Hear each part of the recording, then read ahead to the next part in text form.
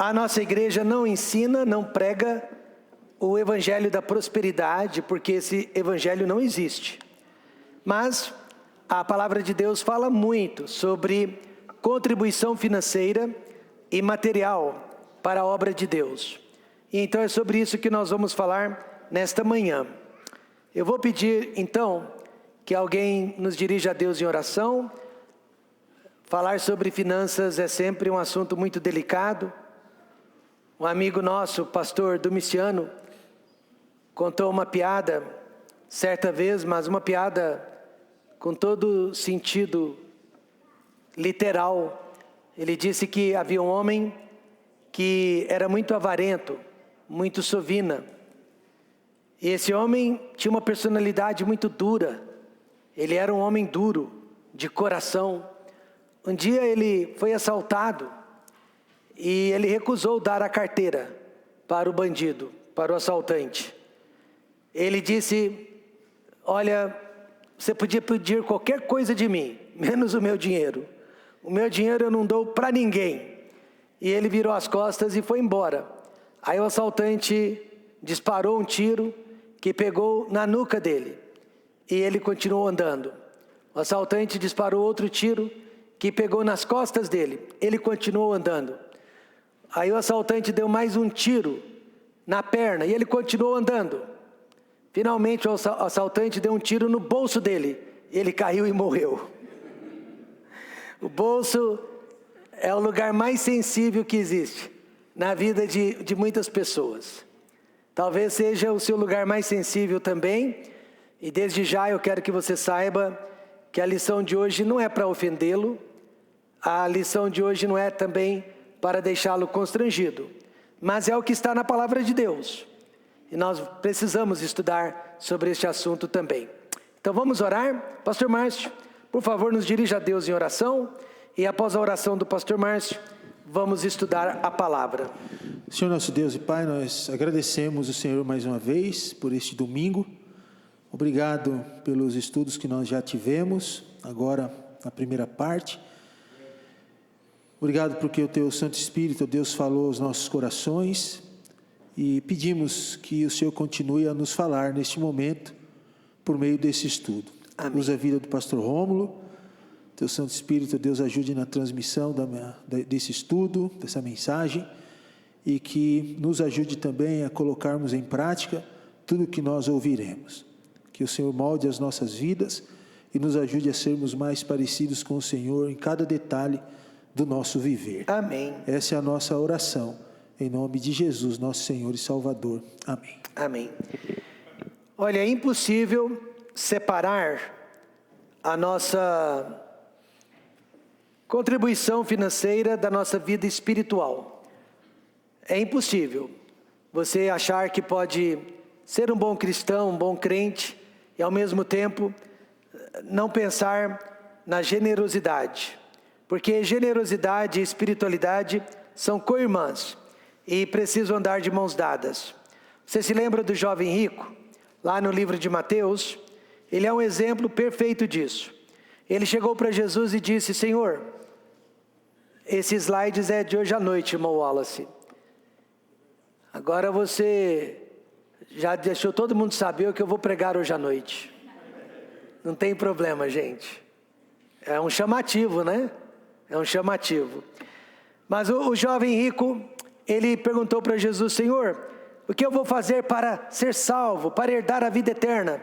E Jesus quis mostrar para ele que a salvação não é pelas obras. Então, pediu o impossível dele. Disse-lhe Jesus: se queres ser perfeito, se queres ser completo, vai, vende tudo que tens e dá aos pobres, e terás um tesouro no céu. E vem e segue-me. Olha, o que Jesus pediu, ele jamais faria. E Jesus sabia disso. Então Jesus estava tentando mostrar para ele: olha, se a salvação dependesse do que você faz, você jamais seria salvo. Veja a reação dele. E o jovem, ouvindo esta palavra, retirou-se triste, porque possuía muitas, não poucas propriedades. A Bíblia também ensina que o controle que possuímos das nossas finanças quer seja muito, quer seja pouco, revela o controle que nós também temos sobre a nossa vida espiritual. Jesus disse em Lucas 16:11, pois se nas riquezas injustas não fostes fiéis, quem vos confiará as verdadeiras? Em outras palavras, olha, se eu não consigo ser fiel a Deus com um pouquinho que eu ganho, quem disse que eu vou ser melhor se Deus me der mais? Lembro de um jovem senhor, passou na faculdade de Direito, uma escola particular, uma escola privada.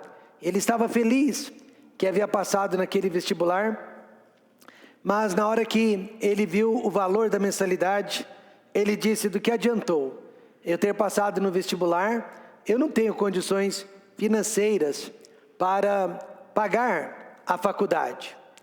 Então ele decidiu estudar um pouquinho mais e tentar passar no vestibular de uma escola estadual ou de uma escola federal, na qual ele não teria que pagar mensalidade.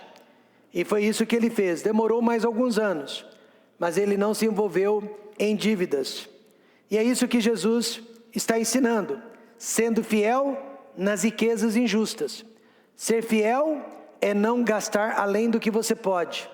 Ser fiel é não adquirir dívidas que você não consiga pagar. Ou seja, quem não tem controle sobre o seu dinheiro, não terá controle sobre a sua vida espiritual. Por isso que generosidade, finanças e a vida espiritual são co-irmãs, andam de mãos dadas. E o que o Novo Testamento ensina sobre as nossas finanças? Primeiro, é uma evidência da graça de Deus em nossas vidas. Eu não sei o quanto você ganha, você não sabe o quanto eu ganho, e com certeza o que você ganha é uma evidência do amor de Deus e da graça de Deus para com você. E é um sacrifício aceitável diante de Deus. Quando você e eu ofertamos, não importa o valor, Deus aceita aquela oferta como um sacrifício. É isso que a Bíblia ensina. Na verdade, irmãos, há pelo menos 4 tipos de sacrifício no Novo Testamento. Sacrifício que eu e você deveríamos fazer para Deus. O primeiro é o sacrifício do nosso corpo. Nosso corpo está neste mundo para ser sacrificado em prol do Evangelho. Não vamos sacrificar o nosso corpo em prol do prazer, bebida, drogas, coisas dessa natureza. Mas podemos sim sacrificar o nosso corpo para o serviço de Deus. Existe também o sacrifício de louvor. É aquele que você louva a Deus e adora a Deus nos momentos mais difíceis da sua vida. A perda de um ente querido, por exemplo. E existe o sacrifício da beneficência. Quando você ajuda o próximo, sem condições. Você não está ajudando da sua sobra, mas você está ajudando justamente do que você não tem. E também o sacrifício na hora da contribuição financeira. Aqueles 11 mil reais que vocês deram no mês passado para missões, fora os seus dízimos, com certeza, alguns deram do que sobejava, mas outros deram do que não tinham, mas fizeram questão de dar. Então Deus aceita todos esses sacrifícios. E eles não estão sendo feitos porque a igreja está lhe prometendo o céu aqui na terra, mas eles estão sendo feitos porque você ama a Deus e você quer demonstrar seu amor e sua gratidão para com Deus. Não é fácil, eu sei, oferecer esses sacrifícios, mas você tem que saber que Deus os aceita e Deus se agrada desses sacrifícios. Por que será então que Jesus, ele não tinha o problema que eu tenho? Eu não gosto de falar sobre finanças. Você que está nos acompanhando já há alguns anos, sabe disso.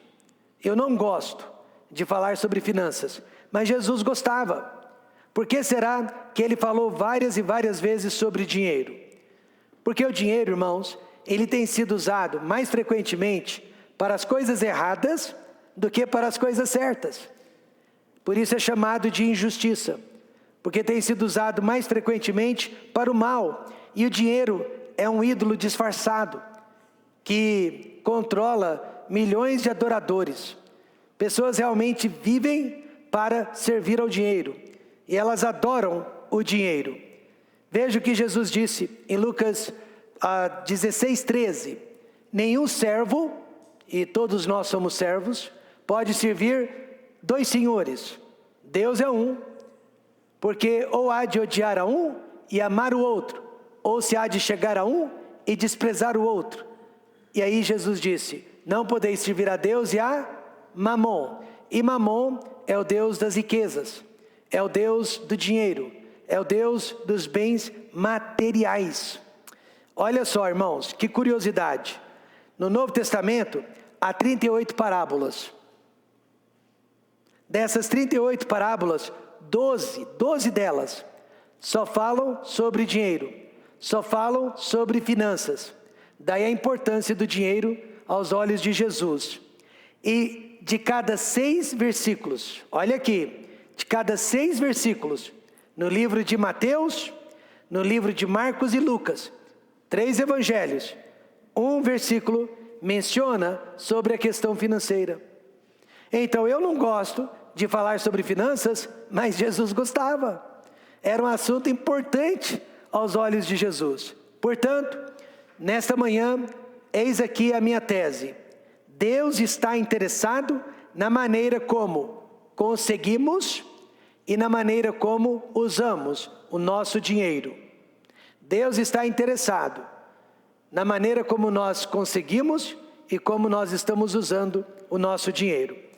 Primeiro de tudo, qual é a fonte do nosso dinheiro? Tiago disse que toda boa dádiva e todo dom perfeito vem do alto, descendo do Pai das luzes, em quem não há mudança nem sombra de variação. Em outras palavras, meus irmãos, tudo que eu tenho e tudo que eu sou veio de Deus. Deus é quem tem nos dado raciocínio, capacidade de pensar. Deus tem nos dado capacidade de locomoção. Deus tem nos dado inteligência, oportunidades. Então tudo que nós conseguimos realmente vem de Deus. Deus é o autor, Deus é a fonte de todas as nossas bênçãos. Quando você declara o seu imposto de renda, a Receita Federal está interessada em saber a fonte das suas rendas, não é verdade? A Receita quer saber se o seu dinheiro veio do trabalho, de um salário, veio de uma herança ou de uma doação, ou se veio de aplicações ou até mesmo de benefícios, de premiações. Todo bem que eu e você adquirimos de forma honesta vem de Deus. Vem de Deus. Claro que eu não vou colocar isso na minha declaração do imposto de renda, mas em suma é a verdade. Tudo que eu tenho, tudo que eu conquistei vem de Deus. Os mais velhos vão se lembrar do ano de 1994. Você se lembra do escândalo dos anões do orçamento? Havia um personagem que havia roubado mais tanto do erário, do dinheiro público. Ele teve a audácia de dizer que ele havia ganhado na loteria esportiva várias e várias vezes, graças a Deus. Ele ainda disse graças a Deus. Então ele usou a loteria esportiva como justificativa da sua fortuna, de todo o dinheiro que na verdade ele havia arrecadado através do governo. Mas a notícia que eu quero dar, Deus não teve nada a ver com isso, amém, irmãos? Deus não foi a fonte deste dinheiro. De acordo com Tiago, Deus só é a fonte de toda boa dádiva. Então Deus só é a fonte do dinheiro honesto, que eu e você conquistamos através do trabalho, através de uma herança, ou que seja através de doações. Alguns anos atrás, viajando pelo norte de Minas Gerais, minha família viu alguns acampamentos e invasões do MST. Aí as meninas que eram bem crianças estavam curiosas. Quem são essas pessoas? O que elas estão fazendo, papai? Aí explicamos que aquela terra pertencia a alguns fazendeiros, mas o MST queria terra para produzir. Porém, havia dois problemas: o da invasão e o de direito à propriedade privada. Aí uma das filhas, que tinha 7 anos, disse: papai, a terra não é nem do MST e nem dos fazendeiros, a terra é de Deus. Uma grande verdade nos lábios de uma criança inocente. E realmente, meus irmãos, maturidade cristã é isso: você chegar ao ponto de reconhecer que Deus é dono de tudo. Deus é dono da sua casa, Deus é dono do seu carro, Deus é dono do seu trabalho, e Deus é dono da sua saúde, e Deus é dono da sua vida. Eis aqui a maturidade cristã. Então, o primeiro passo para uma vida financeira feliz é reconhecer que Deus é o dono de tudo que nós possuímos. Ah, mas eu ganho muito pouco. Deus é dono daquele pouco. Mas eu ganho bastante.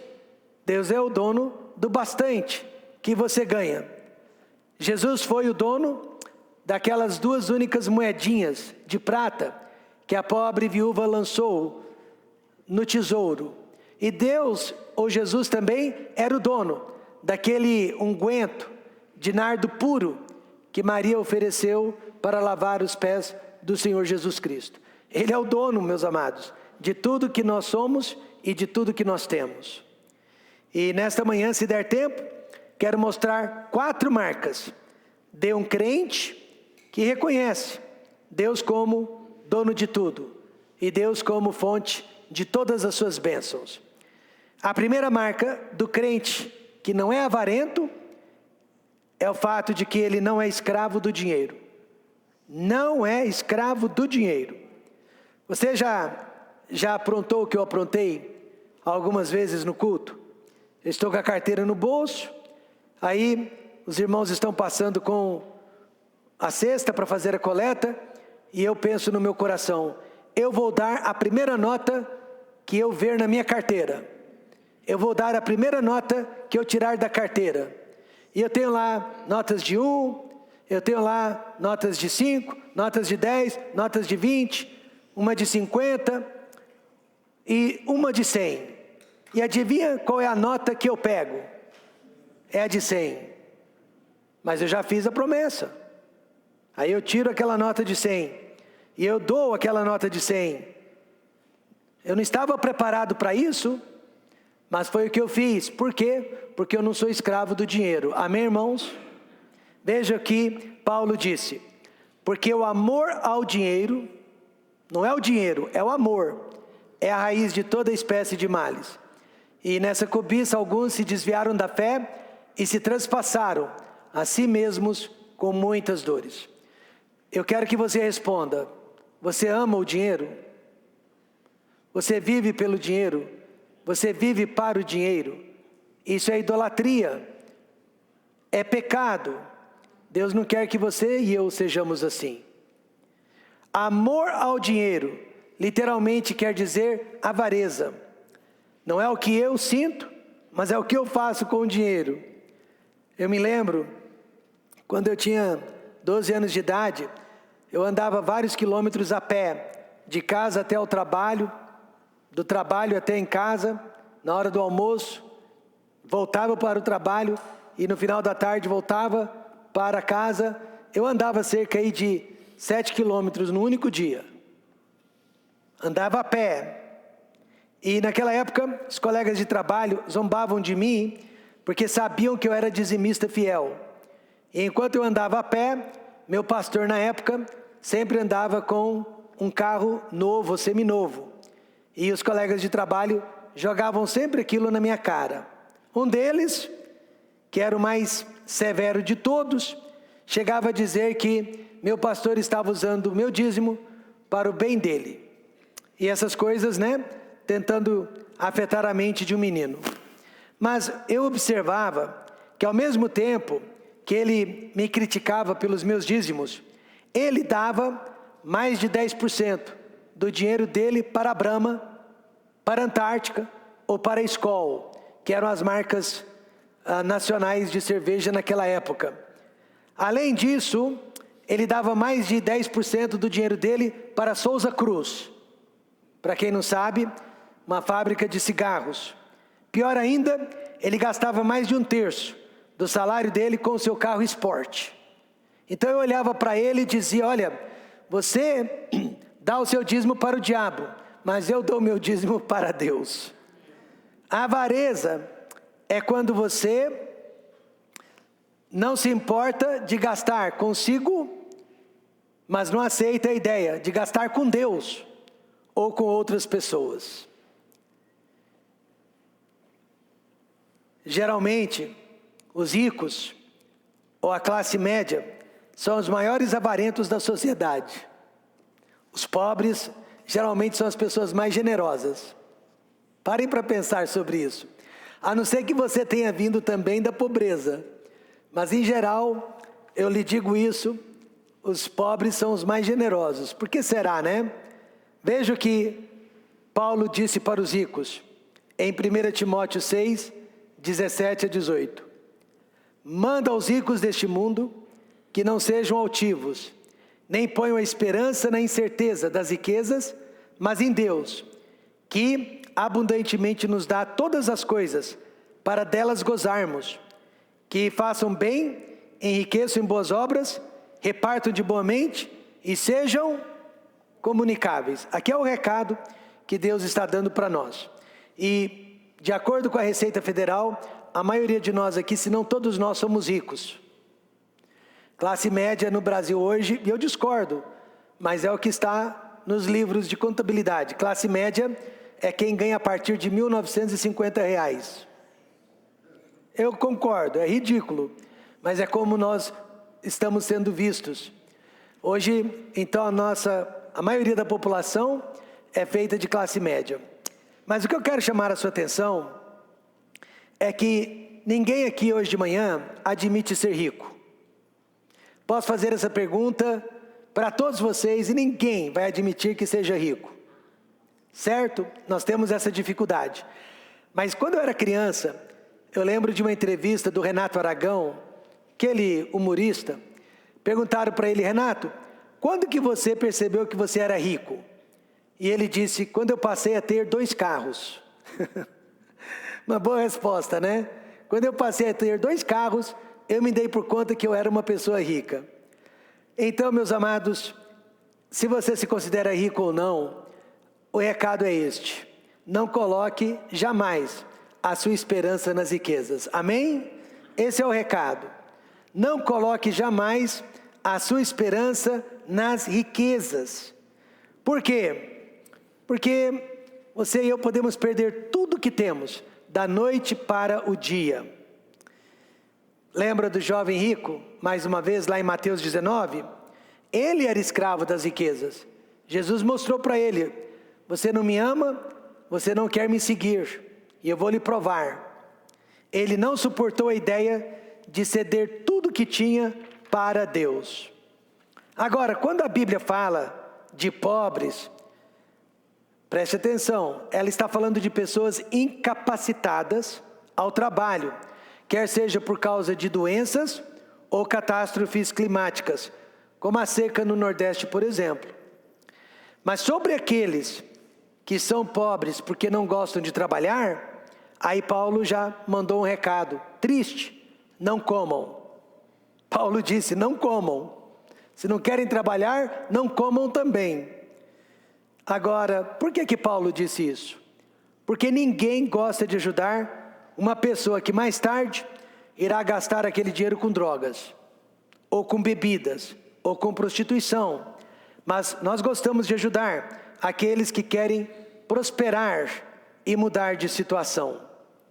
Vou dar um exemplo do que é a generosidade na Bíblia. No Velho Testamento, os agricultores, eles deliberadamente deixavam cair feixes de trigo ou de milho pelo chão. Eles iam recolhendo e de repente eles deixavam deliberadamente cair alguns feixes no chão. Aí os pobres vinham atrás e recolhiam os feixes. Por que os agricultores simplesmente não amontoavam os feixes e levavam até a casa dos pobres? Porque havia ali um significado muito importante. A pessoa pode ser pobre, mas ela pode trabalhar. Amém, irmãos? Então elas vinham atrás recolhendo os feixes. Elas não plantaram aqueles grãos, mas elas se beneficiavam deles, mas tinham que fazer o seu trabalho, tinham que fazer a sua parte. É assim que a Bíblia ensina. Nós devemos levar os fardos uns dos outros, mas cada um deve levar primeiro o seu próprio fardo. Isso sim é generosidade. Viajando para a Bahia, ali na rodovia 242, a BR 242, havia vários pedágios, entre aspas. Eram crianças, adolescentes, que ficavam com uma enxada na mão, fingindo que estavam tampando buracos. E havia buracos, e havia buracos. E aí você passava devagarzinho com o carro para se desviar dos buracos, e você tinha que dar uma moedinha, um dinheirinho para eles, para você poder passar pelas esquinas onde eles ficavam. Mas eu dizia para minha esposa, pelo menos eles estão trabalhando, pelo menos eles estão com a enxada na mão. Por isso, meus irmãos, é que eu admiro a obra missionária. Eu admiro missões. Larry Pratt, ele é presidente de uma fundação que muito nos ajudou com a construção desta igreja. E ele veio nos visitar alguns anos atrás, não durante um culto, mas durante a semana. E eu trouxe, e ele viu esta igreja magnífica. Eu acho esse prédio um dos mais lindos que eu conheço. E olha que eu conheço muitas igrejas. Então Deus tem nos dado muito. E na época, alguém pensou que o Larry iria achar que nós estávamos ostentando. Ao contrário, quando ele viu tudo que Deus nos deu, ele disse: Rômulo, parabéns, vocês souberam fazer bom uso do dinheiro de Deus. Amém, irmãos? E continua nos ajudando, Cleto. Ele não é daquele tipo de pessoa mesquinha que para de ajudar porque acha que o outro não precisa mais. É por isso que eu gosto de missões, porque missões é uma maneira infinita de repartir. É melhor que o baú da felicidade. Ou seja, você está ajudando pessoas que vão ajudar outras pessoas. É verdade que a nossa igreja tem sido muito ajudada, mas é verdade também que ela está ajudando. Isso é missões.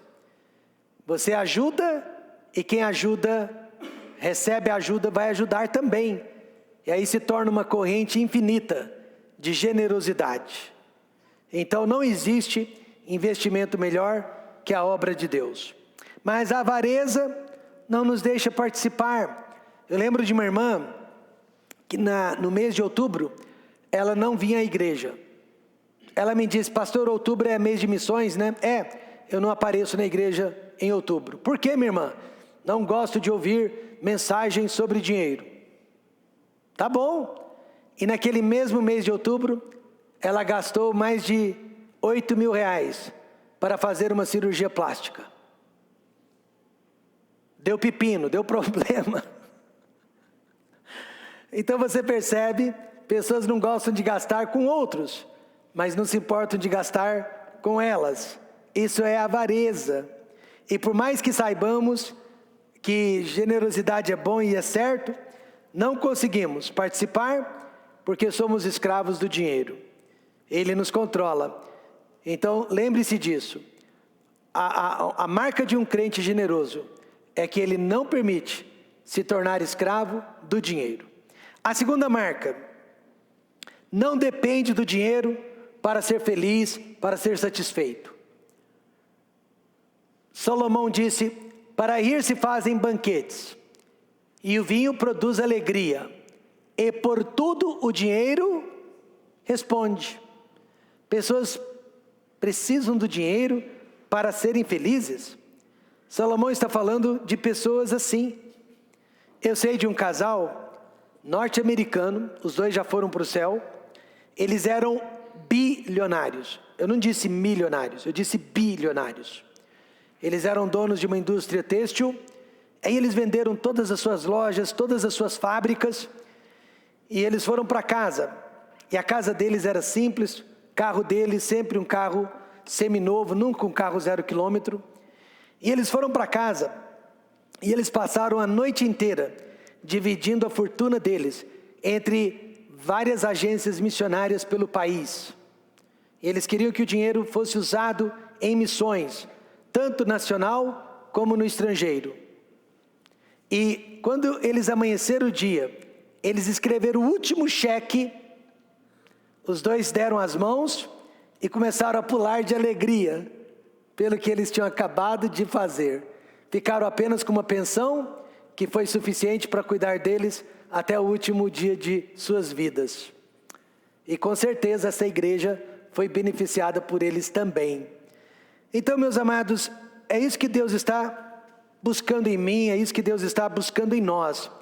Que a nossa alegria não dependa do dinheiro que temos, mas ela dependa dos investimentos eternos que estamos fazendo. Eu fiquei sabendo de um agricultor de cenouras. Ele plantava cenouras e todos os anos ele dava o lucro do seu trabalho para a obra missionária. Na época, as igrejas brasileiras foram beneficiadas através do dinheiro deste agricultor. E isto sim é prazer, isto sim é alegria. Veja o que Jesus disse: mais bem-aventurada coisa é dar do que receber. Atos 20, 35. Então, meus irmãos, este é o crente que não é escravo do dinheiro, que não depende do dinheiro para ser feliz. E terceiro, não consegue o dinheiro de forma errada. Paulo também fala sobre isso. Mas os que querem ser ricos, vamos ser sinceros, quantos aqui querem ser ricos? Ixi, tem uns sinceros aqui. Maria, Wallace, quem mais? Vamos lá, gente, não mentem não, todo mundo quer ser rico. A pergunta é como e para quê, certo? Como e para quê? Mas os que querem ser ricos, olha o perigo, caem em tentação, e em laço, e em muitas concupiscências, que são desejos loucas e nocivas, e que submergem os homens na perdição e ruína. O que eu quero dizer é que eu prefiro uma mente e uma consciência limpa a um saldo bancário astronômico. Eu prefiro dormir bem do que ficar pensando nas pessoas que eu machuquei e que eu enganei para conseguir o que eu tenho. Eu fiquei sabendo de um missionário, existe falcatruas no meio cristão também. Eu fiquei sabendo de um missionário que inventava histórias tristes, espalhafatosas, para comover as igrejas. E aí quando ele ia nas igrejas, ele contava aquelas histórias tristes e espalhafatosas, e as igrejas se comoviam, e elas eram tiçadas a dar grandes ofertas, acreditando nas histórias mentirosas daquele missionário. Mas um jovenzinho de 16 anos, um jovenzinho bastante perspicaz, pensou consigo mesmo: essa história está muito forte para ser verdade. E ele resolveu investigá-la, porque as pessoas em geral aceitam tudo, né? E ao investigar, descobriu que era tudo mentira. A verdade veio à tona. Isso quer dizer que em qualquer vocação, em qualquer profissão, há desonestos. A Bíblia, alguém me perguntou: pastor, que tipo de governo a Bíblia defende? Eu disse: olha, a Bíblia não é específica sobre governos, mas ela é específica sobre economia. E a Bíblia é capitalista. A Bíblia é capitalista, a Bíblia, ela ensina através dos nossos méritos, através do trabalho, através da inteligência, através do empreendimento. A Bíblia também fala sobre o direito à propriedade privada. A Bíblia fala sobre a habilidade dos homens em fazer negócios. Mas a Bíblia condena a desonestidade. Primeiro, não devemos mentir para ganhar dinheiro. Provérbios 21:6, trabalhar com língua falsa para juntar tesouros é vaidade, que conduz aqueles que buscam a morte. Segundo, não devemos cometer injustiças para ganhar dinheiro. Provérbios 28:16. O príncipe falto de entendimento é também um grande opressor, mas o que odeia a avareza prolongará seus dias. E não devemos buscar dinheiro fácil. Provérbios 6:9-11. Ó preguiçoso, até quando ficarás deitado? Quando te levantarás do teu sono? Um pouco a dormir, um pouco a tosquenejar, um pouco a repousar de braços cruzados? Assim sobrevirá a tua pobreza como humilhante e a tua necessidade como homem armado. E terminando, irmãos, a quarta marca do crente que não é avarento, ele confia nas promessas de Deus sobre as suas necessidades. Ele confia nas promessas de Deus. Veja, o meu Deus, segundo as suas riquezas, suprirá todas as vossas necessidades em glória por Cristo Jesus. Quantos assim, ou quantos aqui como eu, já passaram por necessidades financeiras e materiais? Levante a sua mão. Todos nós, né? Todos nós. Alguém me procura, pastor, cortaram a energia da minha casa. O senhor não entende? Entendo. Pastor, já cortaram a água da minha casa. O senhor não entende? Entendo. Pastor, nós vamos ser despejados porque atrasamos o aluguel. O senhor não entende? Entendo. Todos nós aqui já passamos por necessidades. Todos nós aqui conhecemos o que realmente significa não ter dinheiro. Mas, uma vez salvos, uma vez pertencentes a Cristo, esta é a promessa: suprirá todas as vossas necessidades. Todas as pessoas têm necessidades, ricas e pobres. As necessidades variam, mas todos precisam sempre de alguma coisa: moradia, vestimentas, remédios, material escolar, faculdade, não é? Todos nós passamos por isso. Eu tenho hoje, mais materialmente falando do que jamais tive. E por quê, pastor Rômulo? Não é por mérito, mas pela graça de Deus. Então eu quero terminar compartilhando com você alguns versículos que prometem prosperidade, não para quem é mais inteligente, não para quem trabalha mais, mas promete prosperidade para quem é generoso. Olha só, as promessas que Deus faz para quem é generoso. Vamos lá? Eclesiastes 11:1. Vamos todos ler juntos? Lança o teu pão sobre as águas, porque depois de muitos dias o acharás. Sabe o que quer dizer isso? Quando eu tinha 12 anos de idade, comecei a dar o meu dízimo, a minha promessa de fé para missões. Ali eu estava lançando o meu pão sobre as águas. E depois de muitos anos, eu os tenho achado. Agora veja, Salmo 41, verso 1, vamos ler juntos? Bem-aventurado é aquele que atende ao pobre, o Senhor o livrará no dia do mal. E a passagem mais conhecida de todas, Malaquias 3, verso 10. Trazei todos os dízimos à casa do tesouro, para que haja mantimento na minha casa, e depois fazei prova de mim nisto, diz o Senhor dos Exércitos. Se eu não vos abrir as janelas do céu, e não derramar sobre vós uma bênção tal, até que não haja lugar suficiente para recolherdes. E por causa de vós repreenderei o devorador, e ele não destruirá os frutos da vossa terra, e a vossa vide no campo não será estéril, diz o Senhor dos Exércitos. Amém? Olha, eu sou um testemunho vivo, realmente, das promessas de Deus. Nunca busquei por riquezas, essa nunca foi minha ambição, mas eu sempre soube que Deus iria abençoar o trabalho das minhas mãos. Por quê? Por causa da fidelidade aos dízimos, às ofertas, sempre colocando Deus em primeiro lugar. O segredo é este, para Maria, para o Wallace, para o Cleto, para o Kiko, todos que querem ser ricos. E eu diria que todos nós queremos ser ricos. O segredo é este: Mas buscai primeiro o reino de Deus e a sua justiça, e todas as outras coisas vos serão acrescentadas. Quantos acreditam nisso? Então, o momento é agora de você colocar Deus em primeiro lugar.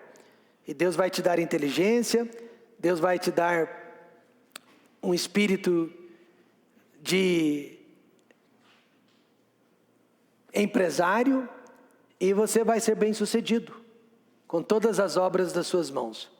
Porque Deus, Ele faz questão de abençoar aquele crente que não é avarento, mas que é generoso. Amém?